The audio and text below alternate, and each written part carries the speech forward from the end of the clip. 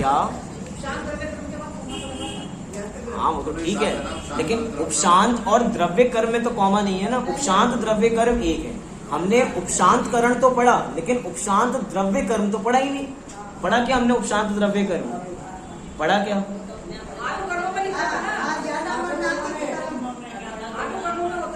आठों कर्मों में होता है, इसलिए द्रव्य कर्म लिखा है। अरे अगर आठों में नहीं भी होता ना तो भी द्रव्य कर्म है, अर्थात कर्मों की बात चल रही है, इसलिए द्रव्य कर्म शब्द बराबर लिखा। इतना बड़ा कोई लॉजिक ही नहीं था, इतने आगे पीछे हम बराबर सोच रहे हैं। कई बार कुछ चीजों में इतना दिमाग नहीं लगाना होता, कॉमन सेंस है। द्रव्य कर्म की बात चल रही है, मैं तो उलझाऊंगा ही ना, मेरा तो काम उलझाना ही।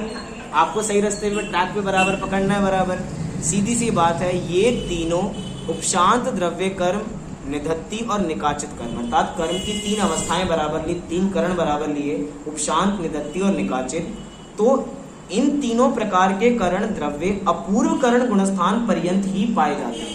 मैं अपने शब्दों में समझाता हूं तो और विषय बराबर सरल हो जाएगा। आठवां गुणस्थान, आठवें गुणस्थान का नाम बराबर क्या है? अपूर्व करण गुणस्थान। तो आठवें गुणस्थान पर्यंत तक जितने कर्म बराबर पाए जाते हैं जो कि निधत्ती रूप हैं और निकाचित रूप हैं, उनका तो बिना उदय आए, मतलब उसको बिना भोगे,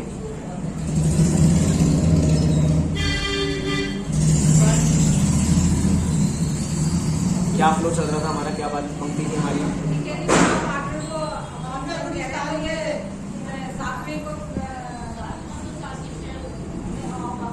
सातवां तो अप्रमत हो गया, और आठवां, सही तो बोल रहा हूं मैं, आठवां पूर्व करण।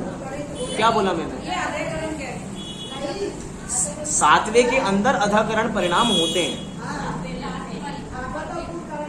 सातवें का नाम है अप्रमत संयत, लेकिन अप्रमत संयत गुणस्थान में अधाकरण परिणाम होते हैं, इसीलिए कह दिया कि सातवें में अधाकरण, फिर अपूर्वकरण और फिर अनवृत्तिकरण। हम तो ये कह रहे हैं कि जो निधत्ती रूप कर्म है और जो निकाचित रूप कर्म बराबर है, ये जो दो कर्म है आठवें गुणस्थान पर्यंत तक, अर्थात आठवां और आठवें से पहले जितने कर्म हमने निधत्ती और निकाचित रूप बांधे हैं, उनका तो उदय आएगा और उसको वैसे का वैसा ही भोगना पड़ेगा। अर्थात अगर उस कर्म की उदीरना नहीं होनी होगी तो नहीं होगी, संक्रमण नहीं होना होगा तो नहीं होगा, उत्कर्षण अपकर्षण नहीं होना होगा तो नहीं होगा। ये तो जैसे हैं वैसे के वैसे ही इस जीव को भोगने पड़ेंगे। कब तक? अगर जब तक ये आठवें गुणस्थान पर्यंत तक है। लेकिन जैसे ही आठवें गुणस्थान से ऊपर जाता है, अर्थात नौवें गुणस्थान में जाता है, जिसका क्या नाम है?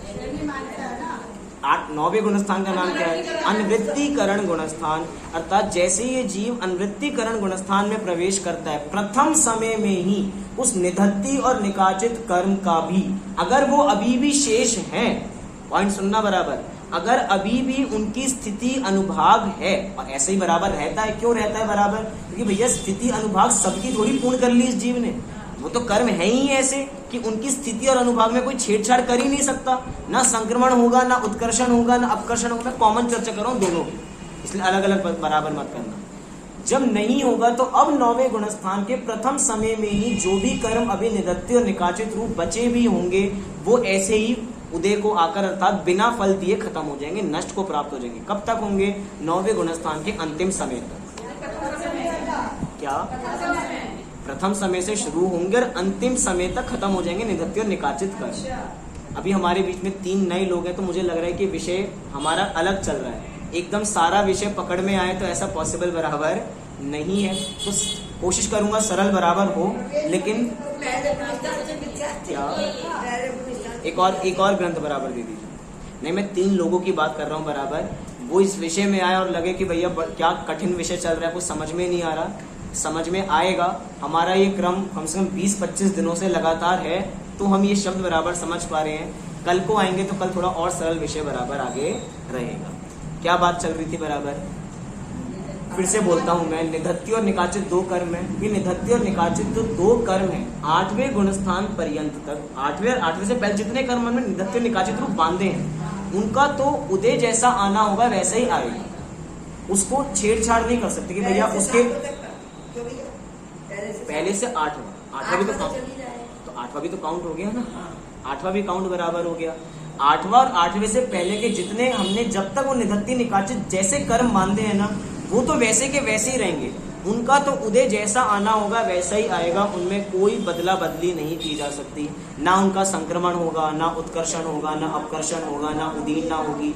सबको समझ में आ रहा है क्या क्या नहीं होगा बराबर। लेकिन अब जैसे ही जीव पुरुषार्थ करता है तो जीव के पुरुषार्थ से जैसे ही जीव ने अनवृत्तिकरण गुणस्थान में अर्थात 8वें गुणस्थान छोड़कर अगले गुणस्थान में प्रवेश बराबर किया, 9वें गुणस्थान में गया, अनवृत्तिकरण गुणस्थान में बराबर गया, तो उस गुणस्थान में जाते ही जो कर्म अगर अभी भी निधत्ति निकाचित रूप बचे हैं तो वो बिना उदय में आए खिर जाएंगे, नाश को प्राप्त बराबर हो जाएंगे।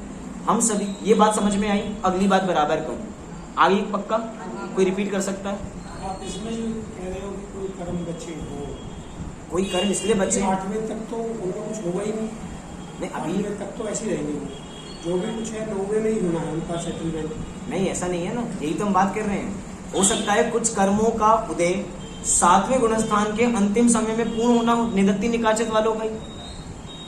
8वें के अंदर भी कुछ कर्मों की स्थिति अनुभाग ऐसा हो कि भैया उनकी स्थिति 8वें के प्रथम समय में पूर्ण होनी हो, इसीलिए कुछ तो पहले होगा। अगर कुछ बचे हो, और बचे होंगे ही, ऐसा हो नहीं सकता, जो बचे हैं उनका बिना उदय में आए नाश को प्राप्त हो जाएंगे। इसीलिए 9वें गुणस्थान के प्रथम समय में प्रोसेस शुरू होगा और 9वें गुणस्थान के अंतिम समय तक सारे निधत्ति निकाचित कर्म खत्म हो जाएंगे, सारे निधत्ति निकाचित कर्म खत्म हो जाएंगे। और अगर वो 11वें गुणस्थान से नीचे आ गया तो भी खत्म हो जाएंगे, फिर तो उसका प्रोसेस शुरू हो गया ना, हो सकता है फिर बन जाए। फिर बन जाए 11वें से नीचे आए तो हो सकता है फिर चौथे में आ जाए। अगर गुणस्थान का काल पूरा हो गया, आयु पूरी नहीं हुई, गुणस्थान का काल पूरा हो गया तो 10वें से स्टेप नीचे नीचे 10वां 9वां करते करते नीचे तक फिर चौथे तक आ जाएगा। और हो सकता है चौथे से फिर पहले में चला जाए, और फिर हो सकता है कि उसको ऐसे फिर कर्म बन जाए निधत्ति निकाचित रूप की उसको वैसा ही भोगना पड़ेगा। और फिर आगे अगर और थोड़ा पुरुषार्थ करे तो 9वें गुणस्थान में जाके बिना उन कर्मों का उदय आए वो उस कर्मों को खिला सकता है। अर्थात जीव के पुरुषार्थ की ही कमी है, वो निधत्ति निकाचित कर्म भी डरते हैं अपने से कि भैया अगर इसके अनिवृत्तिकरण रूप परिणाम हो गए तो बिना उदय में आए जाना पड़ेगा, हमें अपना घर खाली करना पड़ेगा। किन कर्मों को? निधत्ति और निकाचित कर्मों को। लेकिन आप सभी को प्रश्न होना चाहिए था, हुआ नहीं कि ऐसा क्यों हो रहा है, जिज्ञासा हुई बराबर। अभी तक तो हम ये सारी बात सुनकर आए हैं कि निधत्ति निकाचित के अंदर कुछ बदलाव होता नहीं है, और यहाँ पे तो बिना उदय में आए फल, बिना उदय में आए बिना फल दिए नाश को प्राप्त हो गए। कैसे? ये तो द्रव्यानुयोग उत्तर दे रहा है, द्रव्यानुयोग से नहीं पूछ रहा हूं मैं। जीव ने पुरुषार्थ बढ़ाया, ये तो मैंने बता ही दिया, ये भी द्रव्यानुयोग है कि जीव ने अपने परिणामों की विशुद्धि की, ये तो उत्तर मैंने खुद से दे दिए, इसको रिपीट नहीं। तो द्रव्यानुयोग का पक्ष है। कर्णानुयोग क्या कहता है कि ऐसा क्यों हो रहा है कि उन श्रेणी मानने शुरू करेगा जी, तो उसे जरूरी है कि ये कर्म जो है उसके खत्म होंगे। तो जब 7वें के जो आखिरी का है वही मानने शुरू कर देता है, और अगर वो साथ साथ जाएंगे तो फिर वो 12वें गुणस्थान में 13वें में कैसे जाएगा? करना ही पड़ेगा, जैसे करेगा तो साथ से। तो ये है कर्णानुयोग का उत्तर। आप डिफरेंस पता लगा बराबर, उत्तर बिल्कुल सही है, हम इसी उत्तर पे बराबर बात करते हैं। आप सभी जो उत्तर दे रहे थे वो कहाँ का था? वो द्रव्यानुयोग का। तो जीव पुरुषार्थ की कमी है, मैं भी ऐसी, मैं तो जानबूझ के कहूंगा ना, जो मुझे प्रश्न करना है, द्रव्य उसके पुरुषार्थ की कमी है, उसके परिणामों की थोड़ी मंदता बराबर है, वो परिणाम वैसे बराबर विशुद्ध नहीं है। लेकिन वास्तव में देखा जाए, अब देखो अगर कितनी बड़ी दिक्कत बराबर हो जाएगी। ये पक्की बात है कि जिस जीव ने 7वें गुणस्थान में सातिशय अप्रमत में कदम रखा और उसने श्रेणी मानना प्रारंभ किया, कम से कम काल देखा जाए तो अंतर्मूर्त में वो मोक्ष है। ज्यादा से ज्यादा की बात नहीं करते, कम से कम में वो कहाँ पहुंचने वाला है? मोक्ष पहुंचने वाला है। और हो सकता है कि भैया कुछ, क्योंकि निधत्ति निकाचित का स्वरूप कैसा कि तुम्हें वैसे भोग नहीं पड़ेंगे, हो सकता है कुछ कर्म की स्थिति अनुभाग 1 साल की है, कुछ कर्म की स्थिति अनुभाग कैसी है? स्थिति 1 साल की है। अब जाना मोक्ष कितनी देर में है? अंतर्मूर्त में। और कर्म की स्थिति कितनी है? कैसे काम चलेगा? अच्छा ऐसा होगा कि भैया मोक्ष अभी रुका रहेगा, पहले मैं उस कर्म का पूरा उदय भोग लूं, एक बार उस पुण्य के मजे बराबर ले लूं, या पुण्य को अपने साथ लेके जाऊंगा आगे, ऐसा होगा भाई? अरे भैया उन कर्मों को, उनका नाश होना पड़ेगा, उन कर्मों को उनका अभाव होगा ही होगा, क्योंकि जीव को श्रेणी मान नहीं ना, अर्थात अब उसका मोक्ष नक्की हो गया। अब उन कर्मों की 1 साल की स्थिति पॉसिबल ही नहीं है। अगर होगी तो भैया फिर तो कर्म फिर से बलवान हो गया कि उसने जीव का मोक्ष भी रोक लिया। इतना बलवान हो गया कि उसने जीव का मोक्ष तक रोक लिया, तो ऐसा लगे कर्म बलवान है। भैया कर्म बलवान नहीं है। निधत्ति निकाचित में भी हमें कर्म बलवान एक अपेक्षा से लगता है, उस एक अपेक्षा से हमें समझना भी चाहिए। लेकिन इसकी दूसरी अपेक्षा भी है कि भैया जब जीव पुरुषार्थ करता है तो उसका अभाव भी हो सकता है। अब पॉइंट समझना है, इसके आगे की बात बता रहा हूं। इसी के अंदर जो जीव उपशम श्रेणी चढ़े हैं, तो जो निधत्ति और निकाचित कर्म है उनका उपशमन हो जाएगा, उनका उपशमन हो जाएगा। और जो जीव शपथ श्रेणी जिन्होंने मांडी बराबर है, तो निधत्ति और निकाचित कर्मों का क्षय बराबर हो जाएगा, वो नाश को प्राप्त बराबर हो जाएंगे। और जिन्होंने क्षय कर ही दिया है, तो 10वें से 12वां, बस उनकी तो बस गिनती पूरी हो तो भगवान बन जाएंगे बराबर। लेकिन जो अभी जिन्होंने उपशम चढ़ी है, तो भैया अभी तो नाश को ही प्राप्त है ना। अभी हमने पढ़ा था ना उदय का भाव, उदय का भाव को क्षय भी बराबर कहा जाता है, उपशम भी बराबर कहा जाता है। अपेक्षा हमें बराबर समझनी पड़ेगी उसके। तो जब तक है वो उपशम को है, और हो सकता है वो फिर उदय को बराबर प्राप्त हो जाए। 11वें गुणस्थान में जब देखेंगे तब देखेंगे गिरने के क्या क्या कारण होते हैं, क्यों नीचे बराबर आ जाता है। और जब आएगा तो हो सकता है उसके साथ फिर ऐसे कर्म बने, फिर ऐसे कर्म बनेंगे, सारी वही कंडीशन दोबारा वापस बनेगी। विषय स्पष्ट हुआ सभी को? हाँ जी कि ना जी? घर पे जाके भूल तो नहीं जाएंगे? हाँ जी कि ना जी? पक्का? कुछ बात आ रही है समझ में? क्या कर रहे हैं बराबर? सब कुछ आ रहा है समझ में? अब सब कुछ आ रहा है तो एक बार इसी अंतिम पैराग्राफ को फिर से बराबर पढ़ते हैं। अगर इसमें अब आपकी परीक्षा बराबर है, ध्यान से पढ़ना अंतिम पैराग्राफ। आप सभी पढ़ो, उसके बाद आपसे प्रश्न पूछूंगा, ठीक है? अंतिम पैराग्राफ लिखा ना, ये तीनों अभी पता लग जाएगा सबको कितना समझ में आया।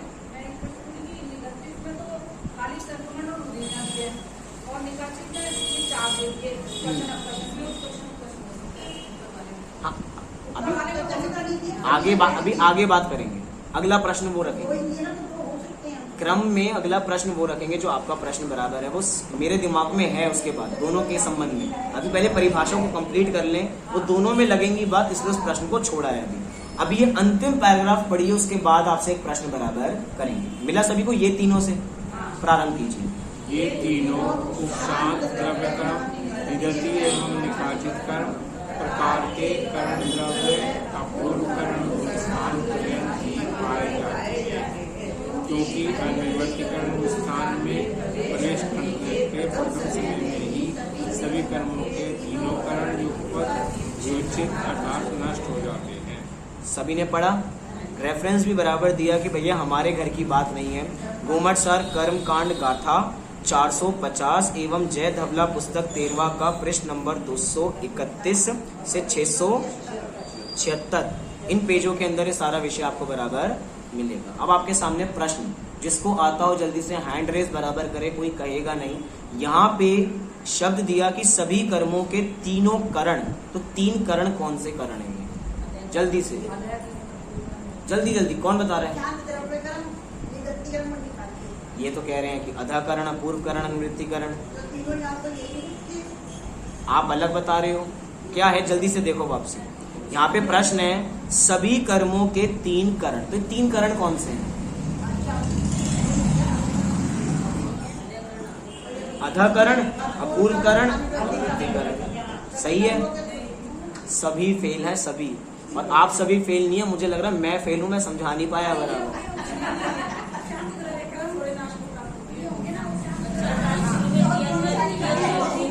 बता ही नहीं रहे ना, बता कब रहे हैं? आपने सबसे पहले कहा था अधाकरण।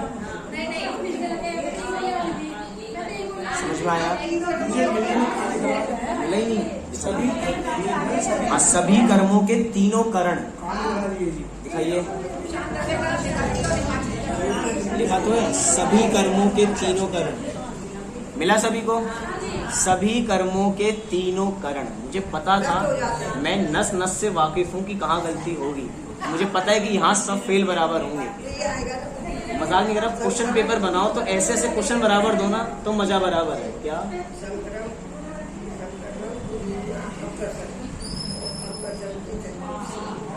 ये नीचे वाला पढ़ रहे हैं अभी, ऊपर वाला नीचे वाला पढ़ रहे हैं अभी। यहाँ पे लिखा कि सभी कर्मों के तीनों करण। इसका मतलब मैंने कई बार, एक बार नहीं, दो बार नहीं, कितनी बार ये चीजें बराबर बताई हैं कि जहां करण शब्द हो वहां पर हर समय करण शब्द का एक अर्थ नहीं है। पॉइंट बराबर पकड़ो।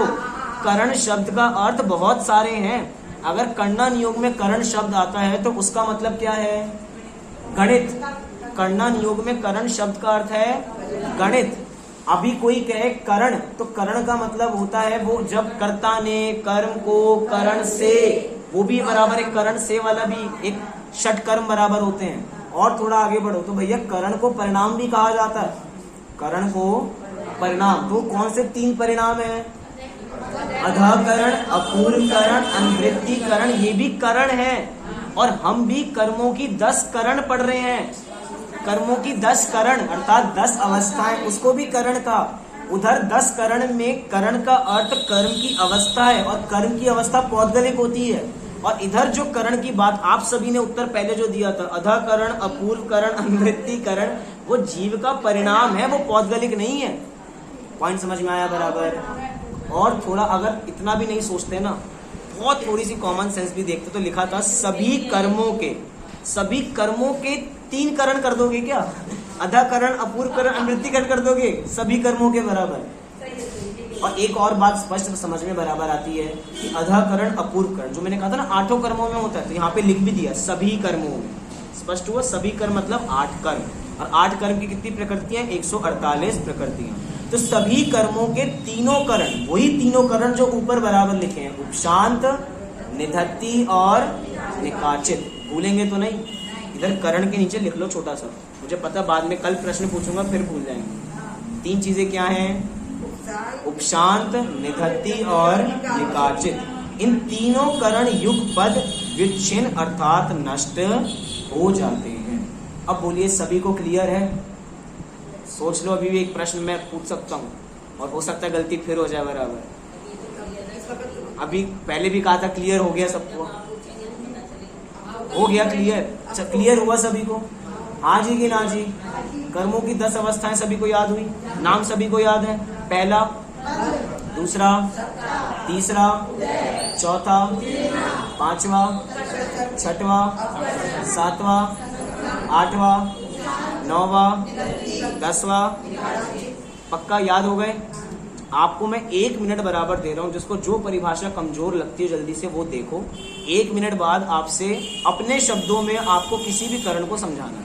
किसी का भी नाम बराबर लूंगा, उंगली बराबर करूंगा आपकी तरफ बराबर, और आपको वो करण जल्दी से, जो भी कमजोर लगता है जल्दी से उसकी परिभाषा देख लो। और 1 मिनट बाद पुस्तकें खुद बंद कर देना।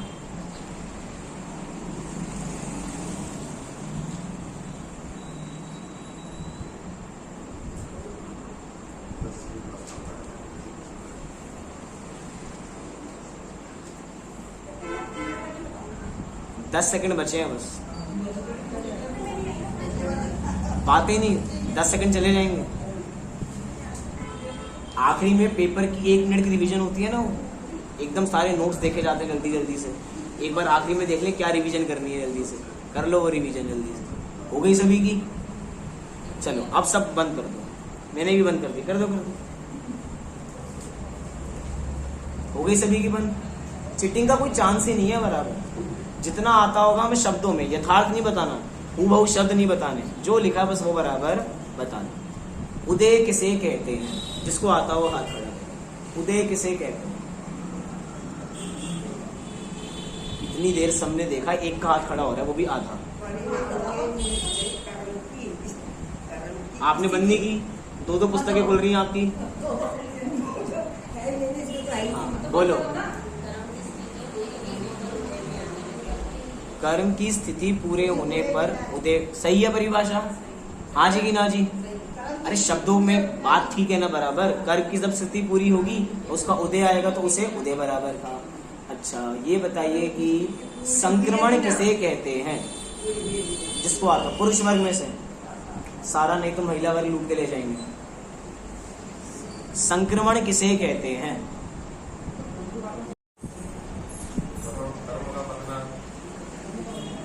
कर्मों का बंधना बंद है। बंद की परिभाषा में बंद डाल देंगे तो कैसे समझ में आएगा? परिभाषा ठीक है आपकी, मैं थोड़ा और क्लियर करना चाहता हूँ कि कर्मों का बंधना तो बंद है, लेकिन कैसे बंधे हैं वो कर्म? एक क्षेत्र, लेकिन कैसे बंधे हैं वो कर्म? जीव के परिणामों के निमित्त से मोह राग द्वेष कर्मों का जीव के साथ एक क्षेत्राकार विशिष्ट संबंध को बंध कहते हैं। 4 अवस्थाएं बंध की।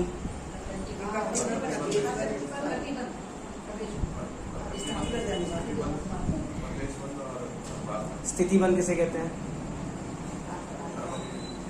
अरे नहीं, स्थिति बंध किसे कहते हैं? सबको पता है, बस थोड़े क्लिक करने की देर है। स्थिति बंध, देखो एक बार विचार करना, मैं आप सभी से छोटा हूँ, इसका मतलब ये नहीं मैं आपकी परीक्षा बराबर ले रहा हूँ, बस विषय को पक्का बराबर कर रहे हैं इस रूप में बराबर। काल अवधि को, अनुभाग को एक शब्द से क्या कहेंगे? अनुभाग को एक शब्द में फल देने की शक्ति, प्रकृति को एक शब्द में, प्रदेश को संख्या। पक्का हो रहा है विषय? हाँ जी कि ना जी? अभी भी कुछ चीजें बची हैं, याद कर लेंगे बराबर? पक्का? छोड़ दूं?